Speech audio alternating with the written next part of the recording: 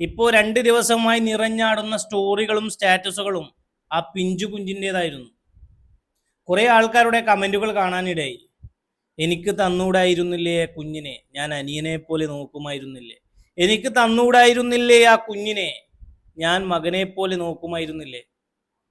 ഒരു സത്യം പറയട്ടാ, ജീവനുള്ള കാലത്ത് ഒരാൾക്കും വേണ്ടാത്ത, ആരും ശ്രദ്ധിക്കാത്ത മനുഷ്യരെയാണ് മരണപ്പെട്ടു പോയാൽ എല്ലാവരും സ്നേഹിക്കാനും ഏറ്റെടുക്കാനും ആവേശം കൂട്ടുന്നത്. നിങ്ങൾ ചില കാര്യങ്ങൾ നമ്മൾ ശ്രദ്ധിച്ചു നോക്കിയാൽ നമുക്ക് മനസ്സിലാക്കാൻ പറ്റും.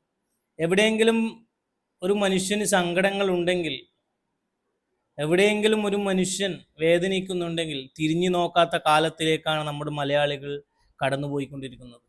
അല്ലേ? സത്യമല്ലേ? പണ്ട് കാലങ്ങളിൽ മനുഷ്യന് സ്നേഹവും ബന്ധങ്ങളും മനുഷ്യത്വവും കൂടി നിന്നിരുന്ന ഒരു കാലഘട്ടം ഉണ്ടായിരുന്നു. അന്നുണ്ടായിരുന്ന മനുഷ്യരിൽ നിന്നും ഒരുപാട് മാറിയിരിക്കുന്നു ഇന്നത്തെ തലമുറ. ക്രൂരകൃത്യങ്ങൾ ചെയ്യാനും എന്തിനു വേണ്ടിയാണ് ഒരാളെ ഉപദ്രവിക്കുന്നത് എന്ന് പോലും മനസ്സിലാക്കാനുള്ള കഴിവില്ലാത്തൊരു തലമുറ. ഞാൻ എന്തിനാണ് അവനെ ഉപദ്രവിക്കുന്നത്, ഞാൻ എന്തിനാണ് അവനെ വേണ്ടാത്ത കാര്യങ്ങളിലേക്ക് വലിച്ചു കൊണ്ടുപോകുന്നത് എന്ന് പോലും ചിന്തിക്കാത്ത ഒരു തലമുറ. നിങ്ങൾക്ക് തോന്നുന്നുണ്ടോ ഇനിയും കേരളം മാറുമെന്ന്? ഇല്ല.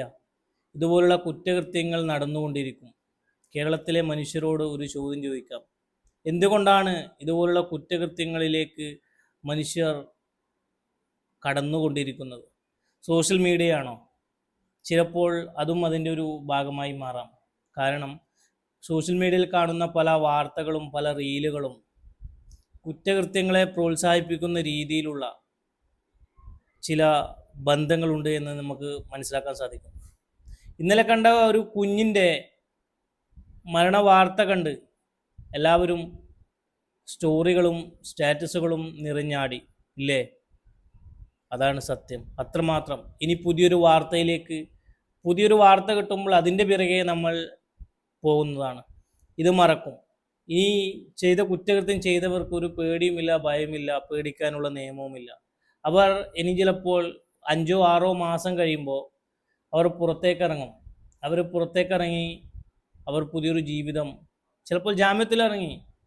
ഇങ്ങനെ എത്ര പേര് ഇറങ്ങുന്നുണ്ട്, എത്ര കഥകൾ നമ്മൾ അറിയുന്നുണ്ടോ? ആരും അറിയുന്നില്ല, ആരും ശ്രദ്ധിക്കുന്നില്ല. നമ്മളപ്പോഴേക്ക് പുതിയൊരു വാർത്ത കേരളത്തിലേക്ക് വരും, ഇതുപോലുള്ള പല കാര്യങ്ങളും. അപ്പോൾ നമ്മളെല്ലാവരും അതിൻ്റെ പിറകെ ആയിരിക്കും.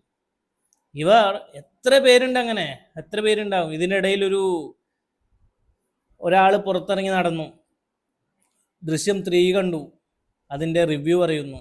ആരെങ്കിലും അറിഞ്ഞോ? ഇല്ല. അങ്ങനെ എത്ര കഥകളുണ്ട്. പക്ഷെ എന്നാലും ഒരു ചെറു കുഞ്ഞിനോട് ഇവർക്ക് എങ്ങനെ ചെയ്യാൻ തോന്നിയെന്ന് ഒന്ന് ആലോചിച്ച് നോക്കിയേ. ഇവളൊക്കെ ഒരു അമ്മയാണോ? ഇവരൊക്കെ ഒരു മനുഷ്യരാണോ? നിങ്ങളൊന്ന് ചിന്തിച്ചു നോക്കണം. നൊന്ത് പ്രസവിച്ച കുഞ്ഞിനോട്. ഇപ്പോഴത്തെ പെൺകുട്ടികളുടെ ഒരു പ്രത്യേകതയാണ്, എന്താണെന്നറിയോ? ഭർത്താവ് എന്തെങ്കിലും ചെറിയ തെറ്റുകൾ ചെയ്താൽ ഭർത്താവിനെ ഒഴിവാക്കി ഇതുപോലുള്ള ഭ്രാന്തുള്ളവരുടെ കൂടെ പോകും. എന്നിട്ടോ രണ്ടാനച്ഛന്മാരുടെ ക്രൂരത കൊണ്ട് എത്രയെത്ര മക്കളാണ്, നമ്മൾ എത്രയെത്ര പ്രശ്നങ്ങളാണ് കേരളത്തിൽ നമ്മൾ കണ്ടത്, അല്ലേ? എന്നിട്ടും ആരും പഠിക്കുന്നുണ്ടോ? ഇല്ല. എങ്ങോട്ടാണ് കേരളത്തിൻ്റെ ഈ പോക്ക്? വല്ലാത്തൊരു സങ്കടകരമായ വാർത്തയായിപ്പോയി. എത്ര ദിവസം നിൽക്കും ഈ സങ്കടം?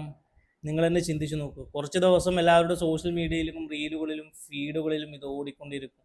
ഒരുപാട് പേരുകൾ ഇതിനെ പല രീതിയിൽ ക്രിയേറ്റ് ചെയ്ത് അവരുടെ പോസ്റ്റുകളിലേക്ക് ഇടും.